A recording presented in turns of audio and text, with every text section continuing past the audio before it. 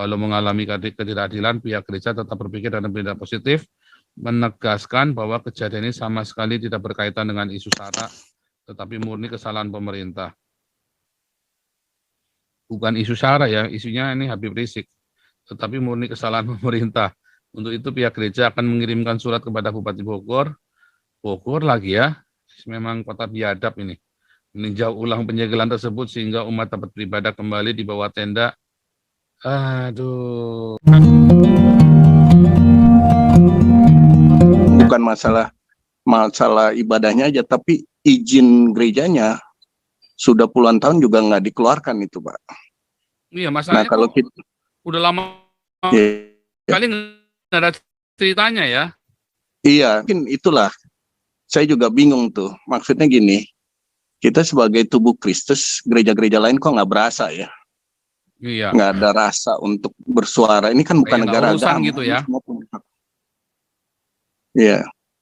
Jadi kalau kita bersatu bersuara, terlepas PGI-nya udah nggak ada fungsi atau gimana ya, tetap dong. Iya kan, jangan kita diam gitu Pak. Mungkin ada teman-teman yang bisa kontak, ada jemaat gereja Parung Bogor untuk kita naikkan beritanya gitu, supaya menjadi perhatian semua. Iya. Kalau ada pun teman-teman Katolik yang di kantong-kantong Kristen juga bisa bicara di kita, bukan hanya gereja. Karena ini negara semua, negara Islam, Kristen, Buddha, Hindu, Konghucu. Bukan hanya negara Islam ibaratnya. Semua harus punya hak dibela, harus dibela. Gitu.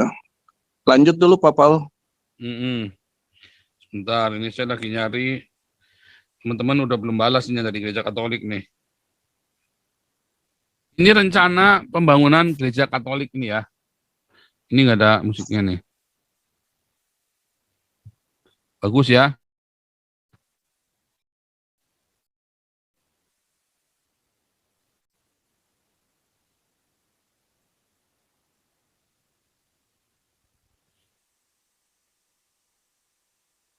Di halamannya luas, gerejanya sih nggak seberapa gede ya, halamannya yang luas ya. Terus saya suka nih ada kolamnya ini ya, adem jadinya ya.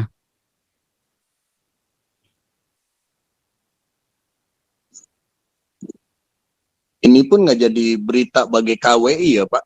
Enggak. Kayaknya masuk deh. Tadi saya lihat, nanti kita cek ya, ada kok, ada masuk dikit, tapi nggak heboh ya. Atau sudah beres kali. Atau sekarang mereka ibadah di mana? Kelihatannya udah nggak di tenda lagi loh sekarang. Karena kan tendanya pun disegel kan. Atau nggak boleh ibadah sama sekali, kita nggak tahu. Makanya komen kemarin dari saudari Maria itu, dia bilang ibadahnya masih di tenda. Udah nggak boleh disegel juga tendanya. Iya, berarti belum detail nih kita dapat infonya. Mudah-mudahan penonton atau teman-teman yang di Zoom atau YouTube bisa bersuara, memberi info ke kita detail. Gereja Ponorogo gimana Pak kelanjutannya Pak? Nggak ada jelas juga. Oke, kita lihat lagi beritanya ya. Gereja Katolik Parung IMB tak diberi, dirikan tenda pun disegel. Ini beritanya masalahnya lama loh. Ini beritanya berita 2012 ini kalau nggak salah ini. Ini kan pada hari Minggu 12 ini Agustus ini 2012. 1.500 orang jemaat, banyak loh ya.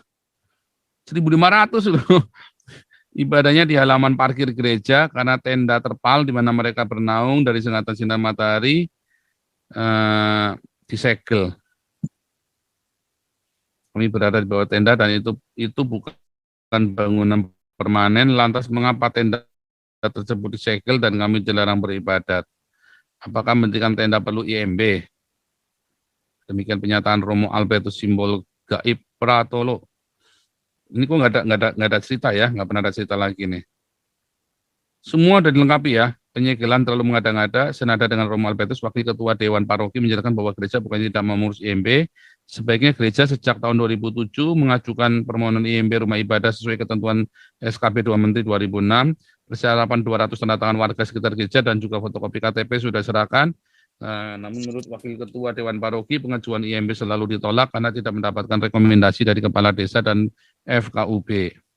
Yang sungguh melegakan, warga sekitar yang diwakili oleh Yayang Ketua RT 1 RW 6 Kampung Tulang Kuning Desa Waru Kecamatan Parung Bogor menyatakan bahwa warga tidak menolak keberadaan gereja dan kegiatan beribadat serta pembangunan gereja tersebut. Demikian juga Syahrudin Ketua RT 2 RW 6 bahkan sangat terbuka dengan pembangunan gereja Sin Santo Yohanes Baptista.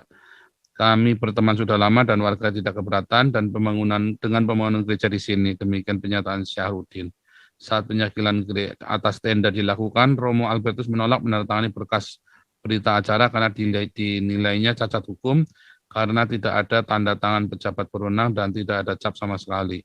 Walau mengalami ketidakadilan, pihak gereja tetap berpikir dan bertindak positif, menegaskan bahwa kejadian ini sama sekali tidak berkaitan dengan isu SARA, tetapi murni kesalahan pemerintah.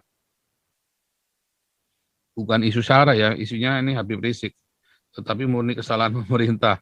Untuk itu pihak gereja akan mengirimkan surat kepada Bupati Bogor lagi ya, memang kota biadab ini, meninjau ulang penyegelan tersebut sehingga umat dapat beribadah kembali di bawah tenda.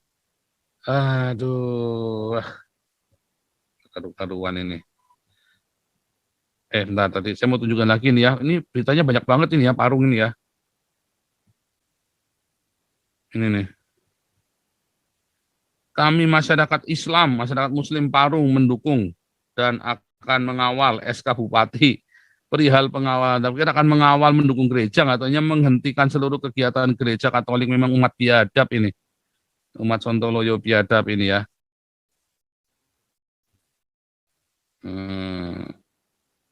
Menolak keras pemanfaatan rumah tinggal menjadi kegiatan tempat ibadah. Ini perlu dipertanyakan ke Romo Beni nih Pak. Iya nih Romo Beni, ini kabarnya gimana Romo Beni? Udah jadi kadrun sekarang. Ini kan tendanya ini kan yang disegel ini. Tenda ini yang disegel ini. Di BBC ini.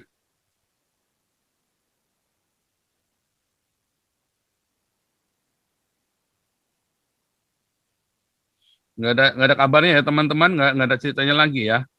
Nggak pernah ada yang mendengar kabarnya ya. Ibadah di tenda pun disegel.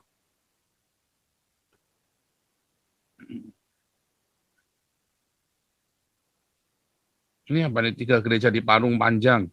Banyak banget ya, gila ya. Ini 2017 tuh. 3 gereja di Parung Panjang dibekukan sementara.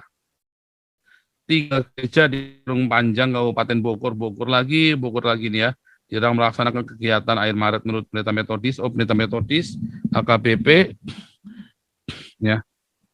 Menurut dia yang melarang adalah Muspika. 3 rumah ibadah tersebut dinyatakan status quo sampai akhir Maret. Bogor ini memang kota maksiat ya. Bogor kota maksiat. Kota maksiat.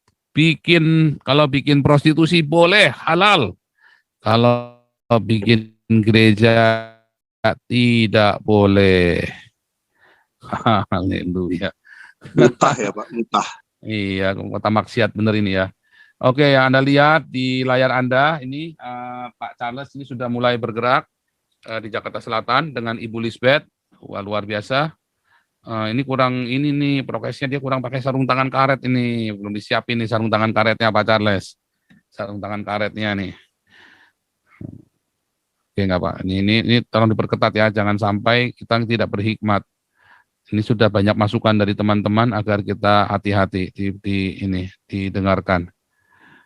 Oke, ini Jakarta Selatan sudah mulai timnya Ibu Lisbeth ya.